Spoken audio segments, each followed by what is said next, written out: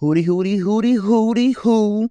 Welcome to the Barrel City Podcast. Y'all know what it is. It's that boy, Sonny the Great. We out here. We making it motion. We getting in motion. We getting that lotion. Nah, we ain't getting no lotion. I just want to get live. Let y'all know, man. Welcome back, man.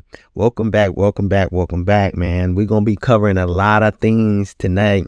We got a lot of different things going on. So I wanted to just get y'all into it and just let's get the little activity going. So we're gonna be going through second episode, man. I'm be going over, title gonna be Summer League, big time 1, 2, 3, and biggest topic at the end of the day is male masculinity between different races. And the ones that I know, I've only been around people of, the color and the people that ain't got color. And I ain't trying to be rude, so we're going to be out here getting it back in, doing what we do, doing the topics, man. We're going to be covering with that title being said, we're going to also be looking at the big time, just talking about God. I'm always going to shout out my Lord and Savior. We're going to have the scripture for the day, break down that meeting. We're going to be talking about, Summer League, the different days that it came up. I want to talk about the NBA draft, free agency, what I've been seeing, looking at, the different stuff with, what's been running around, the NBA finals, of course, and getting my thoughts on those things. And most importantly, just shouting people out. And can't forget, most importantly, I'm definitely going to talk about some WNBA action with Caitlin Clark and not making that Olympic team and my standpoint on it. So y'all go, let me know what y'all up to. We up in here. We about to slide into this. Y'all get ready. Let's go. Barrel City Podcast. It's up now. Yeah. Okay. So we come here and we're studying another scripture. So instead of coming in with a prayer, I've kind of got a little different emotion that I was feeling. First off, I want to say all glory to the Most High. And I just wanted to share this scripture with you all that I was looking at that caught my attention. And I just wanted to kind of further everybody else as well with a different sound and a different kind of scripture that is different than most times that some of us can kind of be a little carried away with. So get that little energy in there. We're covering Matthew 5. Believers are salt and light. That's what the subtitle describes and what it reads. Matthew 5, 13 through 16. So as it reads, you are the salt of the earth, but if the salt loses its flavor, how shall it be seasoned? It is then good for nothing but to be thrown out and trampled underfoot by man. You are the light of this world. A city that is set on a hill cannot be hidden. Nor do they light the lamp and put it under a basket, but a lampstand and give it light to all who are in the house. Let your light so shine before men that they may see your good works and glorify your Father in heaven. So I have to bring this up because it was just something that caught my mind. And in a sense, like, as he's describing that we are the salt of this earth, you got to kind of understand, like, we are the salt of this earth. You get the concept of salt. Salt is the season. Like you said, it's seasoned. It's meant to add that flavor.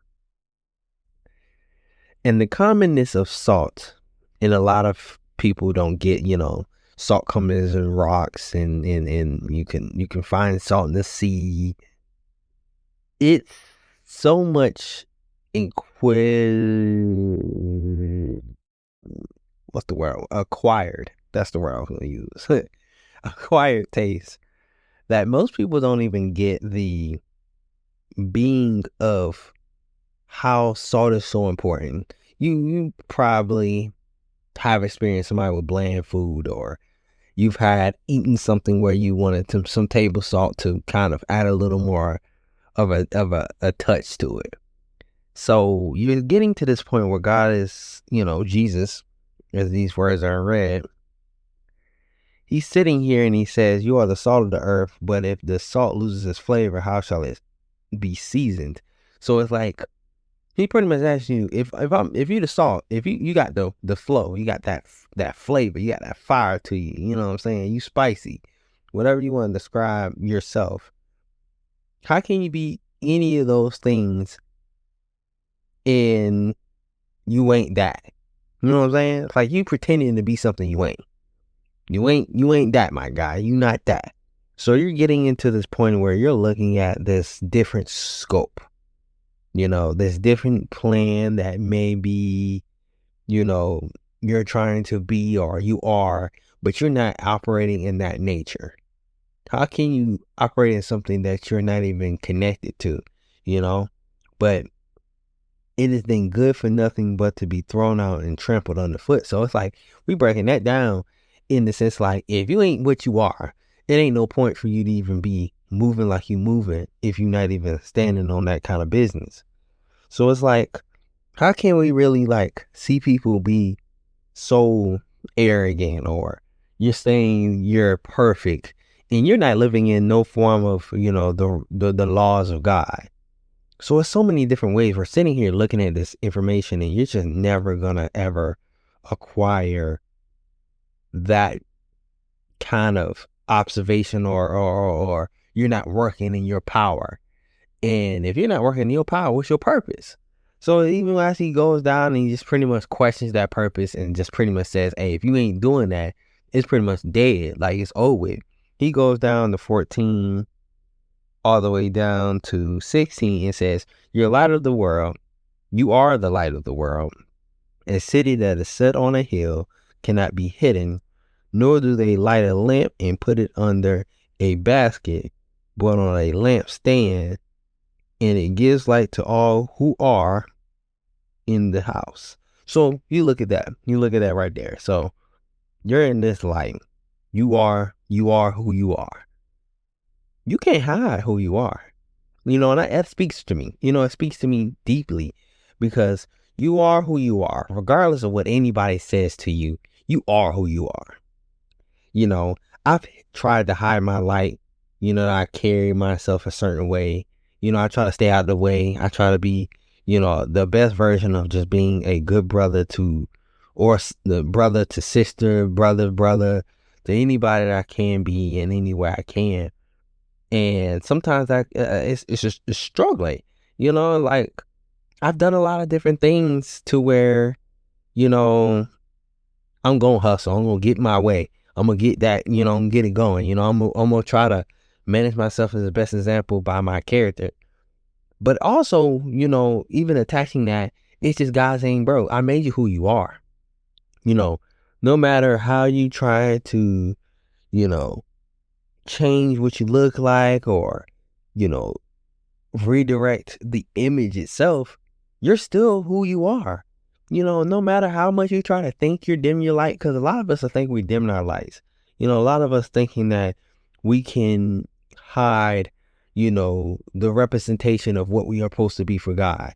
And we try to hide that person away from people, thinking that's the thing that's going to get us judged and it's going to change our lives. But in reality, you can't hide. Regardless, God made you in a way where you going to stand out. You're a white t-shirt in a room of black t-shirts. You know what I'm saying? You ain't gonna never hide from none of this. Like, you better just get used to the fact that God has chosen you to be outside of the world. And a lot of us try to operate outside of the world and hide inside of the world, and we don't fit in. So when you around people that just don't align with your spirit, they ain't aligning with who you are, you just not getting along with these people. It don't matter what you do. It's just something they cannot get their finger on how you just different than them. You have been placed in a different position. You are in a different light. You are in a different season. They don't know where you at. Going back to that seasoned mentality of just like the salt. If you the salt, you the salt. You can't be pepper. It don't matter how much you try to change your it ain't in you.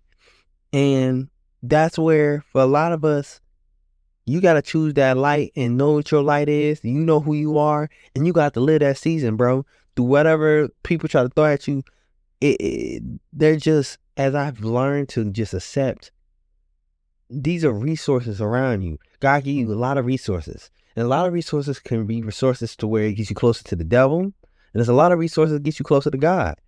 And, all of them are just based on the choices that you make. These are all choices God gave you.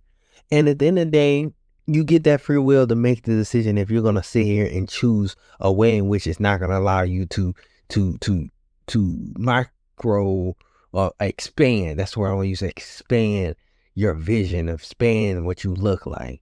So just like examine that in yourself. And the final part is, let your light so shine before men that they may see your good works and glorify your Father in heaven. So at the end of the day, you seeing this wrapping up. That scripture is going that wrapping up with 16 is to then go into the fulfillment of the laws. You get into the identity of like, yeah, you shining. You gonna shine. I made you shine. You wearing that white t-shirt around these black t-shirts.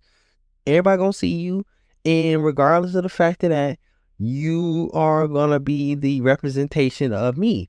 You are a billboard of me. You are a billboard that is gonna represent that what the quality, what it is. It's like great customer service. You're great customer service. At this point, you cannot change who you are, because at the end of the day, you're gonna have to use that great customer service to bring in customers. And for example, not to try to make it all customer driven, when you think about the relationship we have with the Messiah, the Most High himself, is that you got to take into account that you cannot shake what is already placed before you. You can't change what's before you. You can't make anything that you think is going to work come before you and going to help you switch up from what has already been designed for you to go through.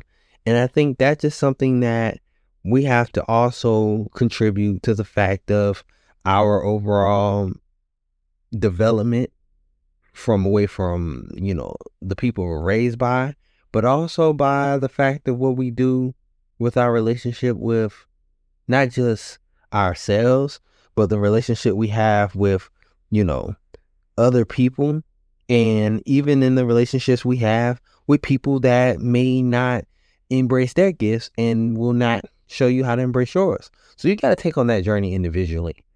For me, I feel the same way every day about how I'm going to do it. I'm going to do it regardless of people banging with it or they not. If you rocking, you rocking. If you ain't, you ain't. It ain't nothing for me to change. Regardless of the fact, we're going to have to get it.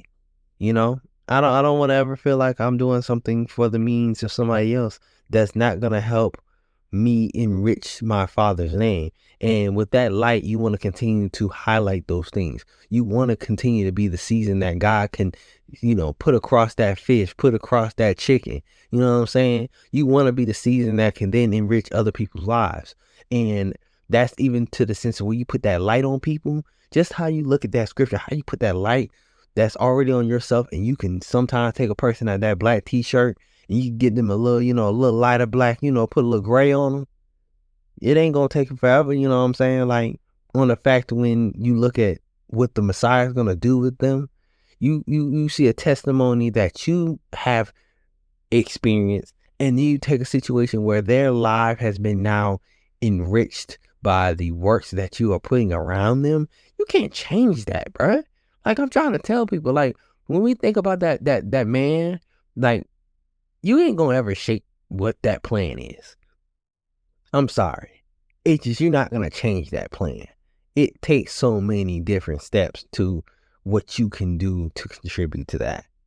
So I want to lead that into something else. I have a quote, or pretty much a what can I call it? A situation which can tie into this with just a phrase and a discussion, just even just a word of advice. Stop trying to include everybody. Sometimes the blessing be just for you.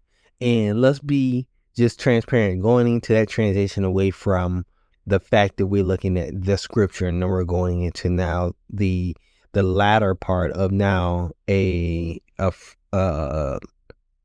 phrase, a statement, as I may say, that you gotta sometimes not be that you're over seasoning the food.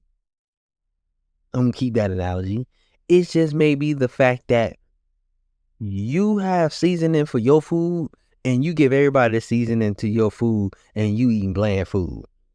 Now you think it's somebody else's fault, or you're thinking God gonna provide the fact of something gonna come. That ain't gonna work. See, at the same time, it was something I seen. I contributed in the fact like tithing, right?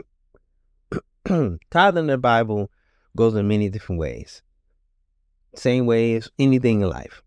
Acts of service, words of affirmation, financial gifts. That could be gifts, money, change. Uh, you know, what's the other one you got? You get uh, you know, I think it's like after service, physical stuff, buying people stuff, all the the love languages. That is God. The love languages are godly, in the sense of those that I named and the ones that apply. And you can sit here and realize that sometimes you can overlove somebody that doesn't love themselves. And then in that same right, they don't love themselves. They're going to go and take the things in which you're giving them and they don't enrich themselves with it. And that's just on them. And that's the same thing with money. That's with the act of service. You can empower somebody verbally, through the words of affirmation, and then they can then go out and be negative and dark with people, regardless of what you've placed in them. So also, with the gift you have that continues to give, you have to be willing to address that the love that you must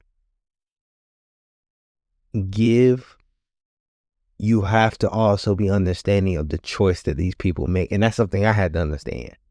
So don't give up the blessing in which God gonna give you, because in the sense, God gonna bless that person. If you the blessing to give that blessing, cool. But at the same time, not every time you come through or somebody needs something, you gotta bless them. That's something I had to take on and just realize you can't bless everybody, because sometimes you'll take something that God specifically gave you and you gonna tarnish it to somebody that doesn't even appreciate it, because their season ain't even near where your season is for them to even acquire what you've been blessed with. So you gotta be careful with that. So sometimes that blessing just be for you. Keep it for you, buddy. Don't. If you're hearing it, if you think it is, this is for me to you. Give up. Stop trying to think you're gonna save them, because at the end of the day, you can't sacrifice your blessings, sacrifice your situation, sacrifice what you got going on for anybody other than the fact of what God gonna do for you and just you, and then for them if they need it. And if you're gonna be the one to bless them, God gonna make sure that happens. But you gonna know when it's meant for you to give it up. So that's just my words. I think everybody can kind of gather their own opinion on that, but also just the scriptures say what it say and the meaning of what it is. So y'all let me know how y'all feel about that. We're gonna be going on to the next topic. Okay. I came through. We made it to a whole nother chapter of what we got to talk about. So, Caitlin Clark didn't make the Olympic team. So, I had to touch upon this topic. It was just something that came across in my mind, and I was sitting here trying to understand different points of, where people were coming from, and just looking at how professionally, how women's basketball, as y'all know, fan, ally, I'm trying to grasp in the mind in which was so many different topics involving the Caitlin Clark, and especially looking at this rookie class, as I touched on the first episode. It's just so crazy to me that so many people really are just driven to a fact that we just got to call it what it is. We're in a space where most people are having a racial bias on a particular subject, involving America. And why we have to talk about the racial bias in America is because it always ties to sports. For some reason, entertainment always has to tie to some form of barbaric ignorance, which never had any point or scientific proof to actually benefit any of us.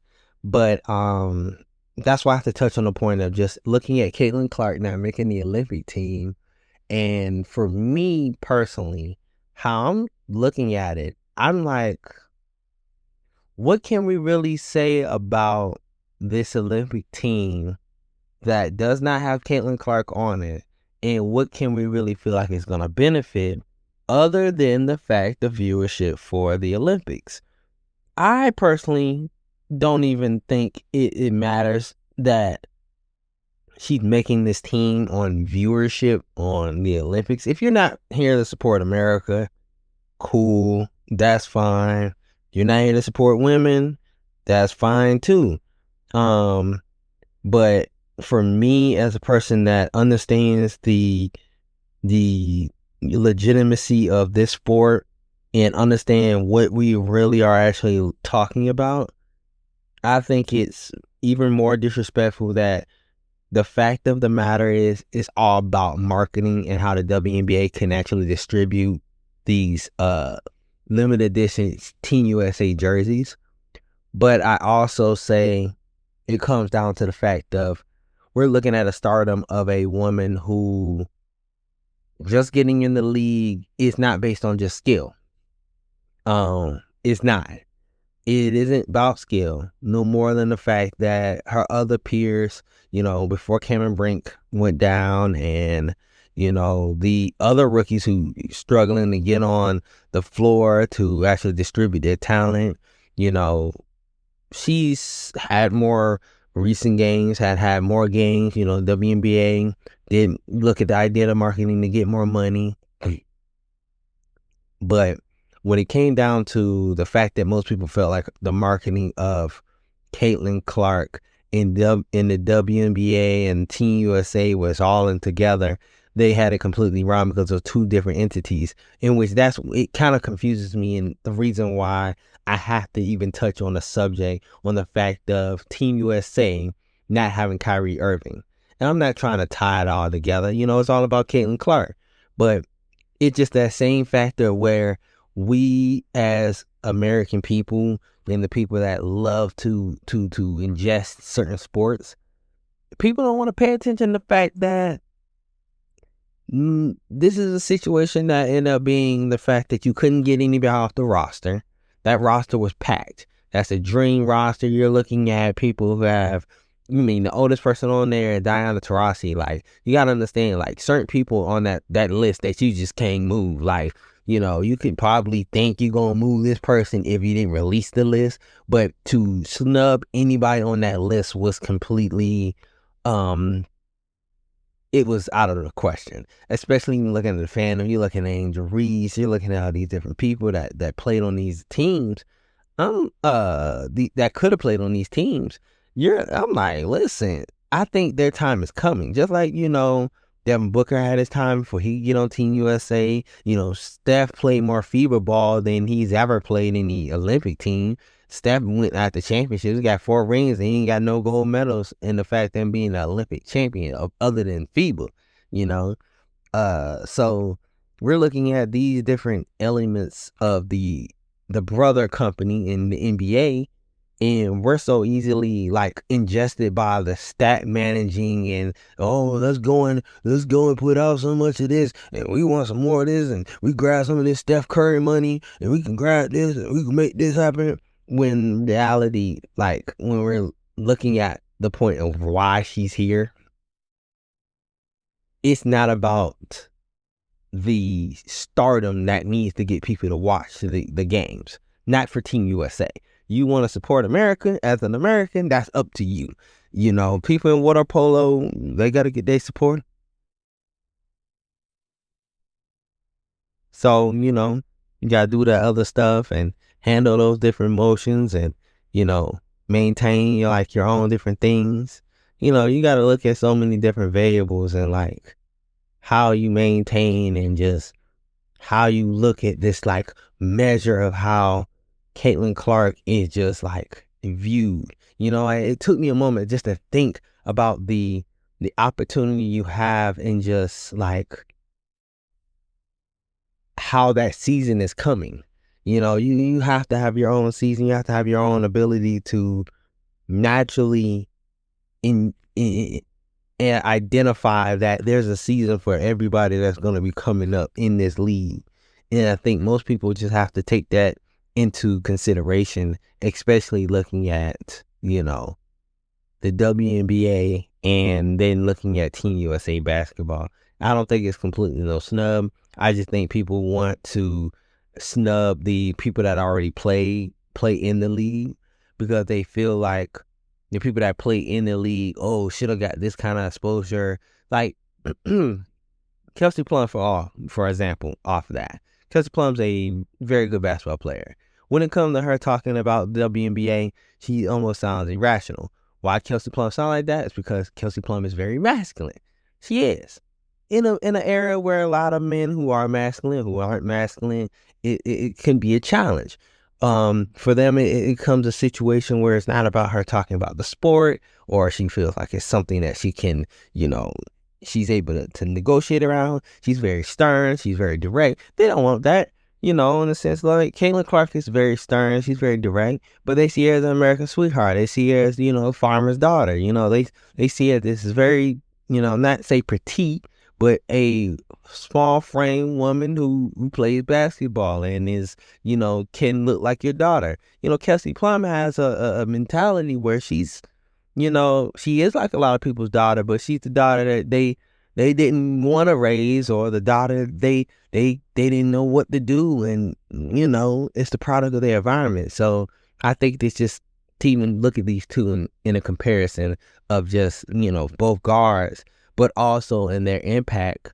I say Kelsey Plum was the scoring leader before her, and she became the scoring leader, and overall, like that common fact is you can't get destroyed. But just looking at that, I don't think it was a snub. I think just overall, Caitlin Clark's season will come, and the sense of her being in the Olympics, especially coming next year, we're looking at people like her, Angel Reese, Cameron Brink, girl that played for the Lynx.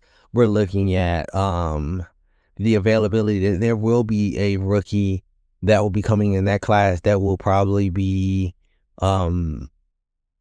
either looking at the math of it, because we got Olympics this year and coming into another year. I think 4 years from now, we'll be looking at a year where we have a Juju, even maybe somebody else who may have a little more grind and shine on them, or girl from South Carolina. We have so many different variable, like viable guards coming in. You're going to try to sit here and tell me Caitlin Clark, Juju, you're looking at a lot of like guard play, but we're going to have to look at this forward play that's going to be a challenge in the bigs that's going to come in. Brittany Griner ain't got much longer in her season in the Euro League competitions. Even I don't think she's even in this Olympic team. I don't know. Might be not. But I ain't got the list in front of me. But I don't know. It's just a lot of things that could come up with it. So, that's one thing to be said.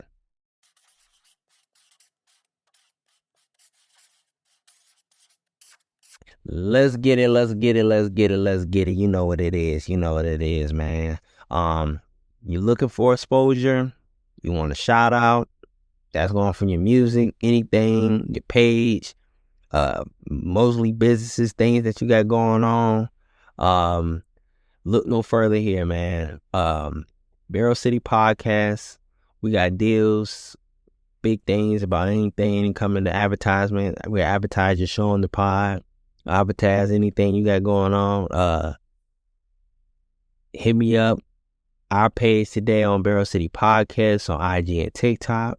Transform your business. Embrace the season of change. Y'all want something different? Come here. We're going to make it happen.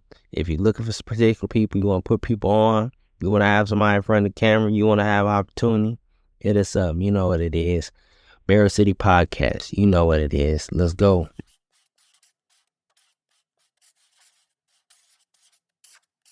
All right. I'm gonna have to go and talk about it, man.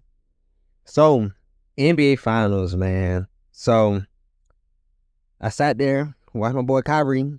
That's my dog right now. You gotta get that boy Kyrie. That man. Get that work going. He gotta do what he gotta do, you know. Um Luka Doncic, looking at PJ Washington, that team that they kind of, I didn't want to say they threw them together. I think overall this group was strategically had a lot of great moments in times that they needed them. To will through Boston was I didn't see it possible. Who would have beat Boston? Of course, I've seen the Nuggets beat Boston. Timberwolves would definitely get in a shape or a better, challenge. With their three bigs, and their ability to flash and just. I think Anthony Edwards would have challenged Jaylen Brown. Don't get me wrong, I'm gonna keep it 100. I will be on Jason Tatum slander. He's trash. He really is trash. The reason why Boston, anybody want to hear, the reason why Boston even made that far, they did not made that far with Jaylen Brown, or they would have not made it as far with Tatum without Jaylen Brown, if that makes sense. They needed each other because Tatum was a good enough representative for the face of Boston, because you got to understand, Boston still has a problem with people with a little pigment in their skin. Don't tell me shit about Paul Pierce. I'm just saying. Because Paul Pierce may have been looked like one, but he still didn't look 100% like one. He wasn't KG color. Just gonna say that. We're gonna just say that. So from that aspect, I say Jaylen Brown was maybe by far the person that, like, to get a big contract and was worth that contract. Jaylen Brown by far was worth every cent, dollar, dime to the penny to what they gave that man. Jason Tatum getting that money, whole different story.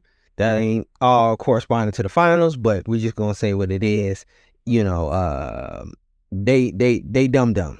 I'd have let that man walk. And you could have dealt with Devin Booker inconsistency, because that's basically what you get. Because he's inconsistent, and he would have lost in them games if they didn't have by far a starting lineup on their bench. By far a starting lineup. Al Horford, this man got drafted in, I think, 2007.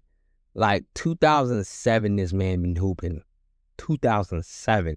Okay, we could talk about LeBron, but Al Horford we thought was out the door. Between him and the Lopez brothers, we thought them boys was out the door. But nah, cuz this man has hung on harder than an A note that Drake been holding for the last few weeks. This man is getting a minor upgrade every year, cuz, dude, how can this man still be hooping? He changed his game from being a midi guy to a 3-and-D guy, just out there taking a whole bunch of different risks. He spreads the floor nice, great defender. At this point, can still be considered the Embiid stopper, because when Embiid sees this man, he gives Embiid some of the best balance of just keeping him up, down, wherever he needs to stop it. Just a wonderful player. You're looking at Pritchard. Pritchard's gonna look for money. The Pritchard's a viable point.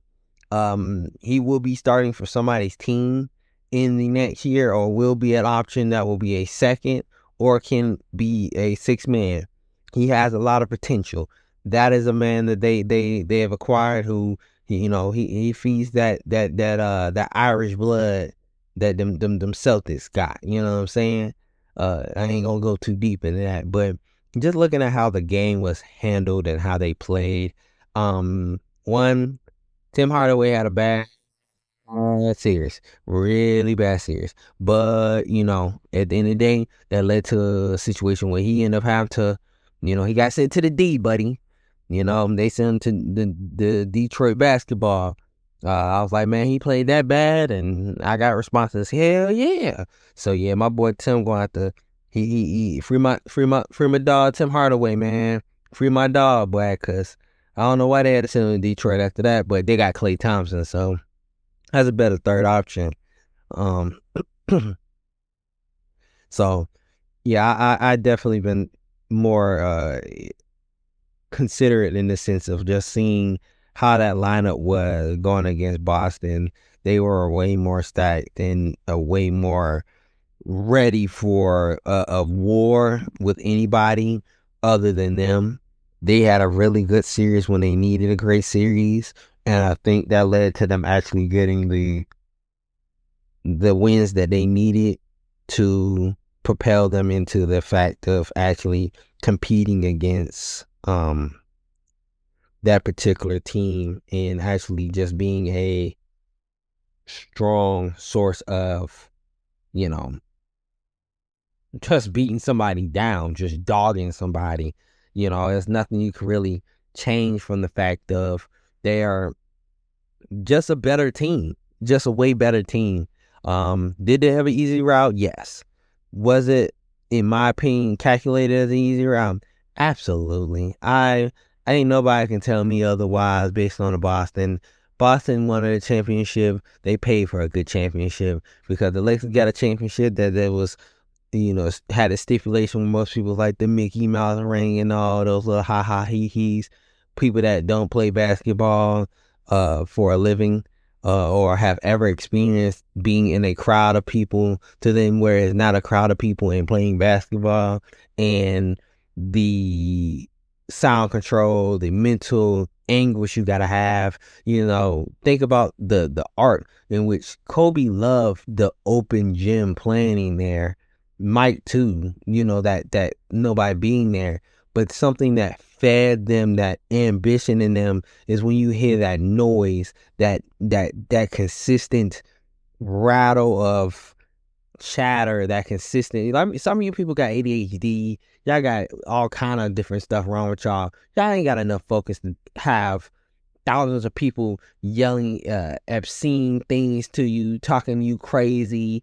You can hear your mama arguing. You can hear people, your homeboys arguing with people. You got your teammates going back and forth. You got all these different sounds and noises. And a lot of you people love to consider yourselves aware of uh yourselves and your environment, but you are nowhere near the fact of how balanced and consistent you got to be to just do what you got to do to actually hear people just going.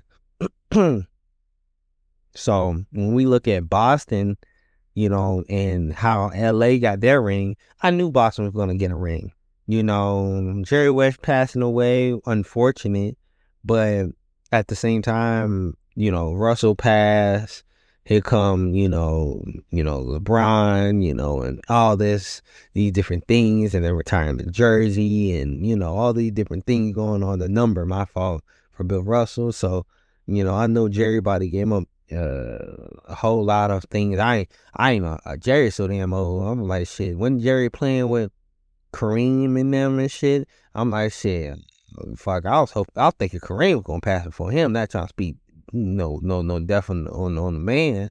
But I'm like Jerry. I was like, shoot, Jerry was old, but them they were equally old. But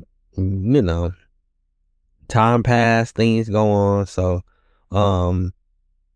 yeah, I knew Boston was gonna get that championship. It was that the road was easier than you could ever get, and people were like, well, you can't blame them that the road was very, it was easy. Yeah, I can. Some things that they allowed. The TD Garden is TD Garden now. You gotta remember them people paying big money to see them boys go out there and, going against the Knicks who ain't got no superstar, and Jalen Bronson is not going to do what he do next year without them cheating because they allowed that small man to throw his shoulder in the shots that obviously were offensive fouls.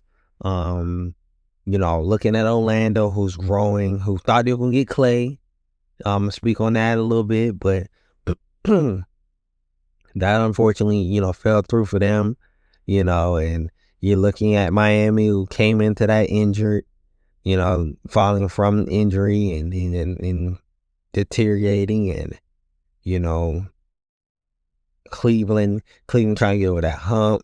You know, Garland having to get out his own way. Really, Garland, he just, Donovan Mitchell is not helping him out there, in the sense of his confidence, and I think it's just he's not hooping like he need to hoop. And we're looking at the Pacers, who will probably be back in the playoff next year if they're healthy. They have a lot of great things. Rick Carlisle has a great squad, but Rick Carlisle is also an egotistical little snotball, from which I heard, from the fact that he likes things his way. So, with that being said, it's a lot of different things going on with that East, and even looking into that West. That West is going to be so much deeper. We're looking at a lot of different people coming out.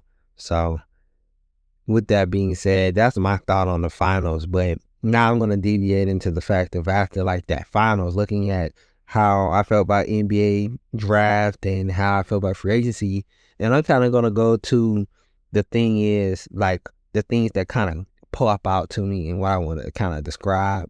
Like, first off, them people think them damn Frenchmen going to be something. Wembanyama had a great season. I can't take that from him. Wembanyama does also, attaching to the fact of free agency, he did get him a guard out of the draft. He did get him a nice guard. I can't lie. He did get him a nice guard, a boy from Connecticut. Castle is going to be a wonderful player for them. I feel like he's going to, when he gets himself rolling, and especially having CP3 around, I think that helped. Even though CP3 is not people's favorite. CP3 has, a particular attitude. He has a persona that has led him into a lot of uncomfortable situations. So that's why I have to, I deviate and look at it from, my own point of view, and just kind of address it as I don't know. That man does what he in the locker room with his teammates, what he got going on. So I don't know. I think that's just the biggest thing is, getting people's point of view on that. But the Frenchmen that they have drafted, the Hawks and the Wizards, I'm not gonna lie. I gotta see something. I will be watching a lot of summer league basketball. So the biggest thing is I will be seeing them. I will be seeing how they play. Like I said, Wembanyama still gotta show me if he gonna be able to get directly how he moving. He's still gonna be playing overseas for France. So he gonna have all these dudes with them and stuff. So I don't know. It's gonna take a lot for him to, uh, you know, I feel like it's gonna take him a lot to get everything moving. So, it's gonna take a lot for him to get moving. The Rockets picking up Reed Shepherd was a great pickup, but also the Rockets got so many young people, bruh. They should have traded that third pick for some kind of veteran. I probably know they tried to shop it, but this was a very weak draft. Just to even just state that this draft has so little, like, even a scope of like, you see that's a superstar, that's talent. Like, you just look at it and you're like, oh yeah, that guy might be doing something. We're coming from the Wembanyama, the Zion, the spark of John Morant. We're looking at just go off even that 17, 17, 18. We got not Clay. We got Young. We got Luka. We looking at that year. We're looking at Lonzo. We looking at Brandon Ingram. We're looking at, of course, I don't know, I'm missing a star. Anthony Edwards. We're looking at people that everybody was like, these might be somebody. And we're coming into a draft where the best player was a 7-footer who I'm just gonna even just shoot past all the rest of these people's moves. Even though, Tim Wood did get a good grab on Rob Dillingham. Zach Edey being out there with the Grizzlies is nasty work, bro. That's gonna be nasty work. They've gotten better defensively. They've gotten better rebounding, and they ain't got healthy. Okay. The West is in trouble. If you thought it was going to be a problem 2 years ago, with John Morant just flying across the room like Superman, now he's gonna be able to get a screen, come off, and get a big who can he gonna either shoot it and he can put that ball in the hole if he needs to. Yes, Zach Edey's gonna have to get used to that banging in the middle for a while. That consistent hitting that's gonna come with him. He having to take on, Embiid. He's gonna have to take on Rudy Gobert, Towns. He's gonna have to take on Anthony Davis. He's gonna have to take on a lot of Jokic. He's gonna take on a lot of like dominant big men. But over that time period, I think it's gonna be something that's going to make him the guy he needs to be. I'm not expecting him to make a quick transition. I know they're not. He should have, he is supposed to be a number one. So a lot of people went ahead of him based on the fact that he's not as mobile as these other guys are. We're in a mobile league. A lot of the bigs that they are determining to kind of take over are a lot more mobile than him. So it's a lot of things that are to be foreseen in this draft.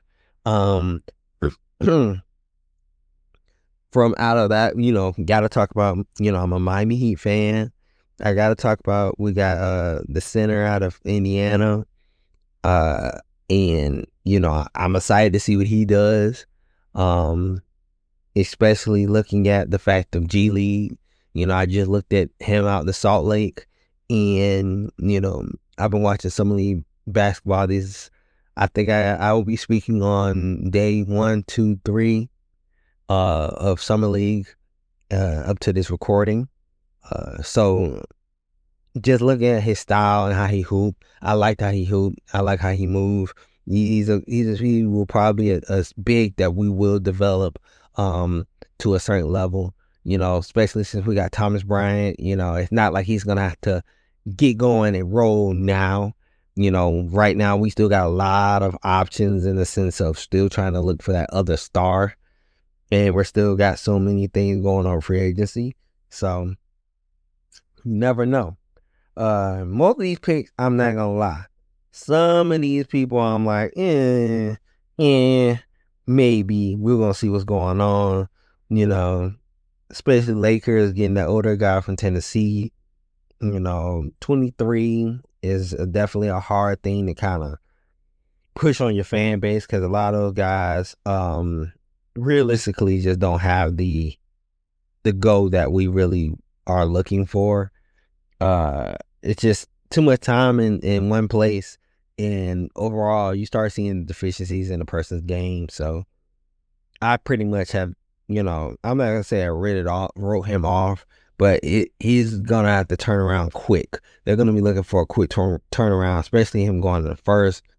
But as I sit here and go through the rest of these picks and look at all these different people, it's not a lot of people that's just gonna hop off the board. Like Utah pulled off with the Flip Kowalski guy from Duke for the 32nd, which he should have been a first round draft pick. He's a nice, dependable big. I think that's just gonna take over time. I think most people just don't see his value yet, and I think he's gonna develop to be a really nice contribution to their team. Yeah, like I said, got Cam Christie. Cam Christie's going from Minnesota to the Clippers, so he's gonna be able to see his brother a lot more. So yeah, I'm as I look through this, and have to touch on Bronny James. Like Bronny James in his development, and I'm gonna create my own little concept for this. Bronny James, a lot of people don't want to hear it in the situation of looking at what I seen from Summer League. I'm not gonna lie to you. I think Bronny James is doing exactly in the same situation, not as, Wemby. I think in this situation, he's, one, coming back from a heart injury. 2, He came back from the fact of he played for USC, but really ain't play, and catching up to the speed and getting back in the swing of things. And then we go from the fact of, how his team was, how it was assembled was kind of not that good. We go and transition over to how he played with the Lakers. He played like Drew. He reminded me of Drew. He reminded me of Marcus Smart. He reminded me of a very strong defensive defensive guard who can guard up to 3 or 4 positions. And I think everybody wants to put him on this microscope and have not really acknowledged that the microscope that they are trying to attend to hold him to is never going to hold him, because of the fact that even though he is LeBron's son, you have to realize the transition, like he said, he said it's a lot slower than he felt in college. So if he felt like college was a lot harder and he's saying the NBA is a lot better, people are thinking that's what the transition to sports. And that's why I need everybody to kind of lock in and realize that when we look at real sports, not even just like in the sense of just staring at stats, because a lot of people are stat watchers. You gotta be ready for the fact that you have to see that the eye test of how they hoop mean a lot more than what's going on that board. Plus or minus was good. He was playing with a team of guys they practice really quick with. You've really got to understand a lot of these guys never play with each other. You're getting a lot of outside plays, different people trying to make things happen. But in regards to how they're gonna actually like change their game, you don't see that happening. Like, you don't see that happening, and everybody expect them. I seen that little, the jumpy he had, cold. The jumper enough told me, I was like, okay, he got something he can get together. But right now, a lot of people forget Drew Holiday he had his buckets going, but he had to transition to a point where, he wasn't the first option to get there. So to even think that Bronny's going to become a first option on a team that has Anthony Davis and LeBron James is crazy. Because at the end of the day, he don't need to do that. He fits the role in which he can win a championship in. A lot of people in the NBA don't have a particular skill that they're good at. So you're looking at all these different people and you're thinking, oh, wow, I need these people to be this kind of good. That ain't going to work, bro. It ain't going to work. That ain't happening. That's why you have specialty players. You have players that have they can do everything, but they have a specialty. Hey, man, if I get Rudy Gobert, I want rebounds. He's going to get probably a couple points inside. He's going to get some blocks. That's basically it. At the end of the day, I need this man to clean the boards and to defend the board. And you look at Anthony Edwards, Anthony Edwards to give you that defense on the guard level, but also he's going to put everything to a point where he can hoop and he can really like shut some things down. Like, a lot of people don't, get how he gonna shoot you out that game. He gonna bust your ass. But, looking from that and studying the fact that how everybody wants Bronny to play is unrealistic, to the fact that when Bronny already told you what kind of player he was, the standard you're trying to place him under is, all right, he wants to be like one of these guys and this. Is he doing what that specialty player that he called out do?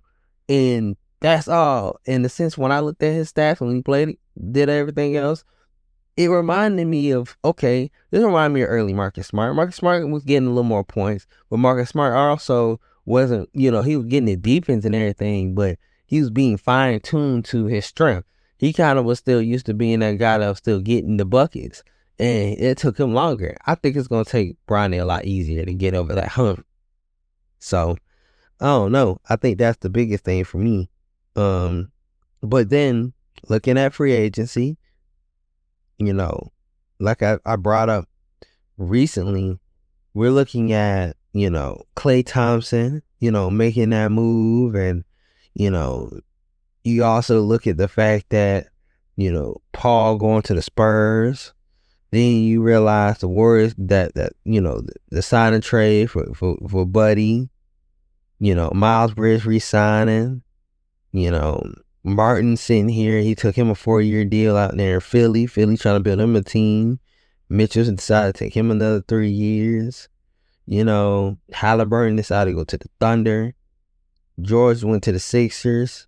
You know what I'm saying? So it's like you look at all these different things that the latest thing that's going on is everybody's putting on them a little Philly. They getting themselves in a certain place.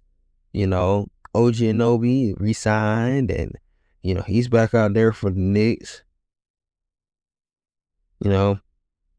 Just the overall play that we're looking at, and how they got a whole bunch of people just being put in situations where they can actually grow and maintain a certain level of change. And then thinking about how DeRozan just sat there and left everything, left Chicago. You can't even get mad at the fact why he left Chicago. Chicago was just like shit. It was looking more like death row than anything else. So you look at his change and what he wanted to do. I don't blame him. I think overall, George wants to win. I thought he was gonna stay in Philly, stay in LA, go and play with Brian, but it's a lot going on. The man gotta get cheese, and I don't know. I think we are just trying to see how everything is gonna come about, and especially how that can actually benefit and encourage a certain level of hooping. So we're going to all see what we get out of this season. This season has so many interesting moves, and also so many different people that are in the same spot but are looking to expand their position in their role, and especially on their teams.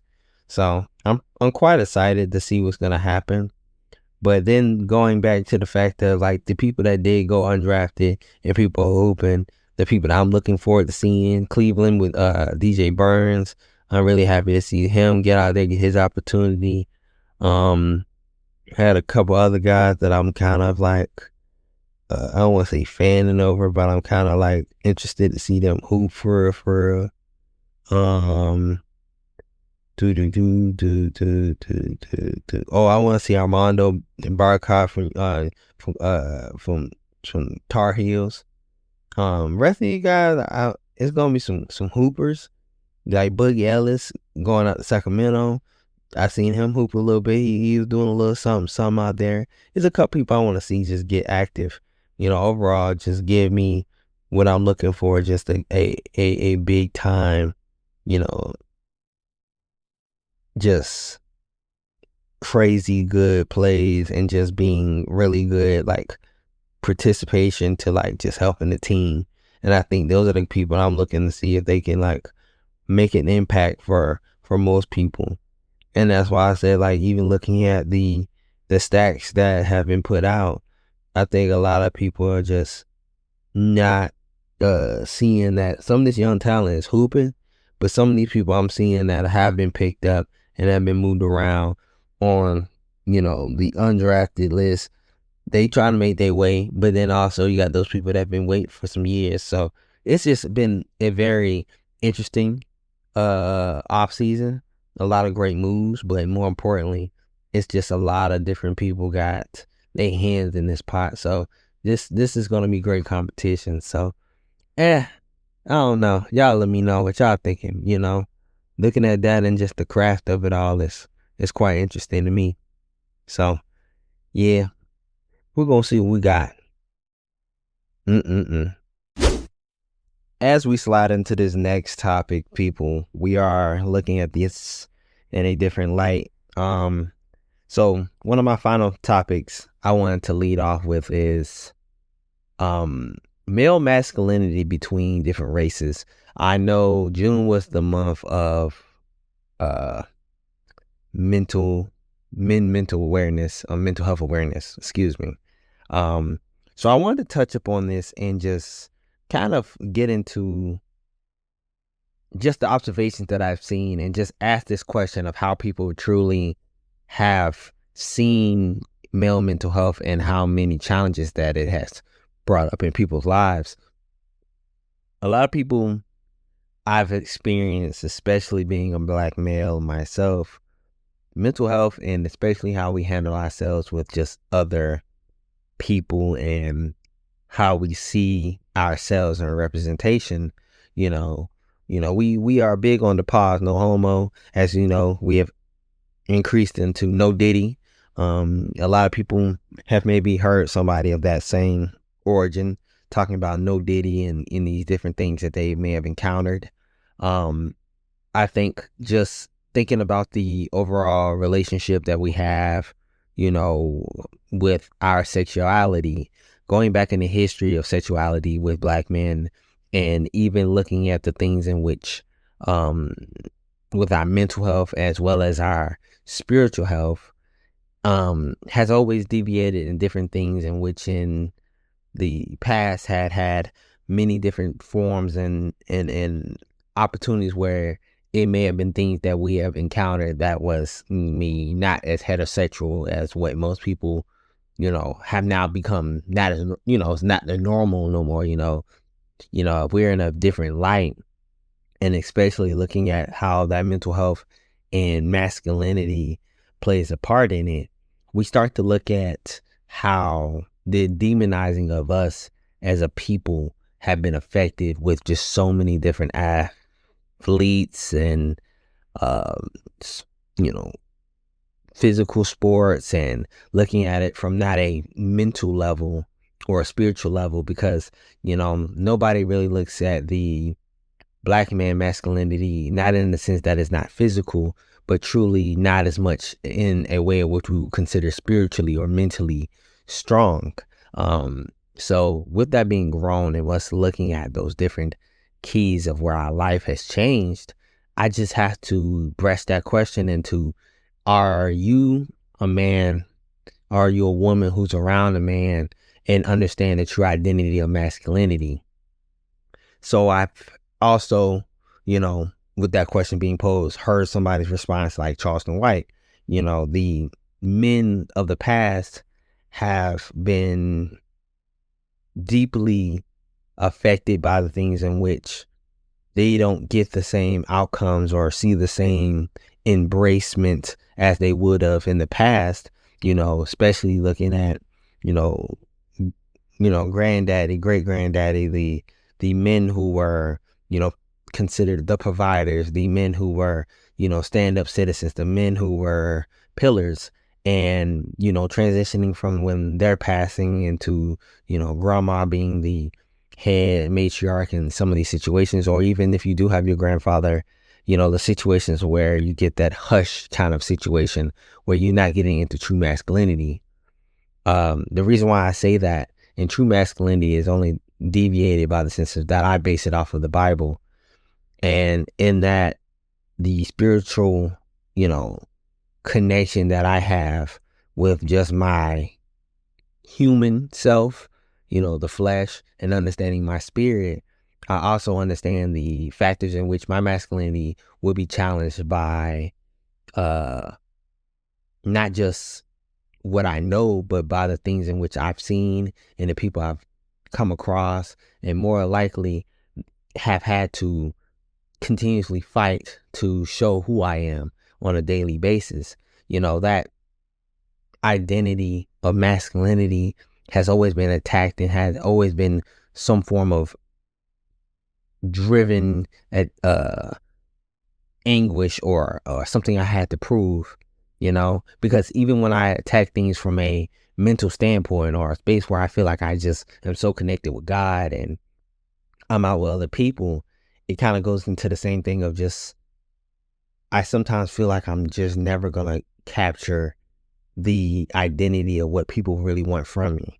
But you also have to understand the climate that I'm in and the climate we're all in as men, especially, looking at even Black men, the people I can speak for and connect with, is, our definition of manhood is always been about provision, and it's always going to be about being that focal leader, that person that has to either suffer in silence. And for me, that's always been an issue in which I've never understood the suffering, because that suffering that so many of us have been, endured, and even some of my brothers endure now, has always been a constant revelation of our own demise, killing us off a lot sooner than we should ever have intended to ever been, attacked. Even going back into our attacking masculinity early on in our first steps onto this land in America, it always was a challenge. That challenge that kept, us from actually feeling human, which also led to us not being considered men. And that led to a lot of different trauma that has continued to carry on. And like I said, from the comment off of what Charleston White said, it's just, the paraphrase, he just considered the fact that the real men, the men that really stood on that pillar for us, has been, alleviated with, scrutiny onto their own sins, or in a sense of where those ways have passed away based on the fact of, people that may not have a connection or cannot have a connection to the male identity, having to project and push children in a position of, surviving, but not having the tools to help them to survive, to actually help them become the men that they need to be in the real world, to battle the real situations of the flesh and the body. It's so many different things, looking at, statistics of, what we see as men and what are real men, and what are the things that you should encounter, and how do you really like connect yourself. It just gets to a place where we don't ever get to the place that we need to be at. We never get to that situation where, will we ever see the glory of our hard work being appreciated? As those past men, them going on and they built this foundation and it being destroyed by, society, and the pressures. So it's just like, I asked this question of, how do you identify your masculinity? You may see it in just the sense of just your physical nature, but you may also have to look at it in the sense of your faith. You have to look at it from a sense of your continuousness to try. It is the competition of self, not competition of others. And that's just my own definition. For me, it's a challenge every time I wake myself up. Every day I wake up, I'm looking for how I can improve something. Everywhere I'm looking to change my ability to eat, sleep, walk, enjoy myself. But more importantly, how can I become an asset to others? How can I be an asset to my family? How can I be an asset for my future family? How can I be a man that can then still continue the embodiment of where Christ wants me to be at? It takes a lot of selflessness, but also a lot of selfishness, which leads you to then being able to choose in the right situations of where you can be that person for others. And most importantly, for yourself. And I think that's the biggest thing for me in masculinity, is that true identity of you mentally being strong, you mentally having the anguish to handle situations with a understanding of what the priority is, but more importantly, you addressing who you need to be to help your future self and the people around you.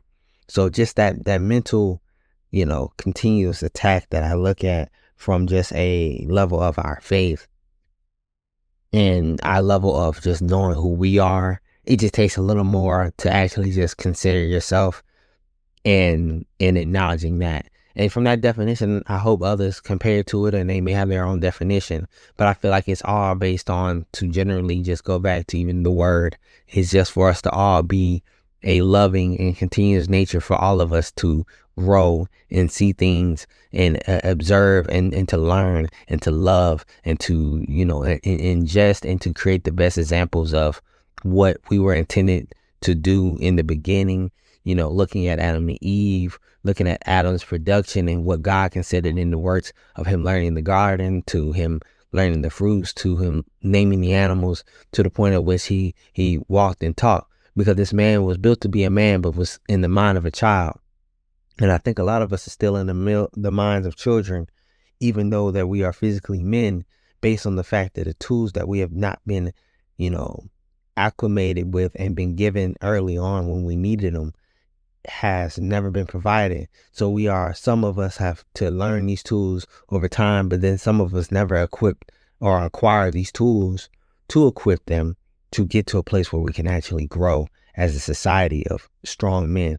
Even in a sense of just touching on the fact of sexuality in that same way, you know, you know, my white counterparts don't have that same weight of looking at sexuality in a different kind of ways, and just by the sense that they're free by these things, but they're just free by the things in which they never encountered that can, deter them from their actual, you know, friendship, but also the things in which they may be a little more comfortable with that, for me, that ain't, I don't carry that kind of, motion. Some of them do, not all of us are the same.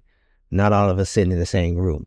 So, I just seen those things and was looking at their masculinity, and it's what they see it as, and what their connection can be is so much different than mine, in the sense of how I see, and, based on even my, you know, familiarity in the situations that I've encountered, how that can, has been deterred and has been changed in the different things that I've experienced. So I just had these things going off in my mind, and just wanted to just put this out in the atmosphere. And if anybody has anything, just definitely hit me up on the Barrel City Podcast,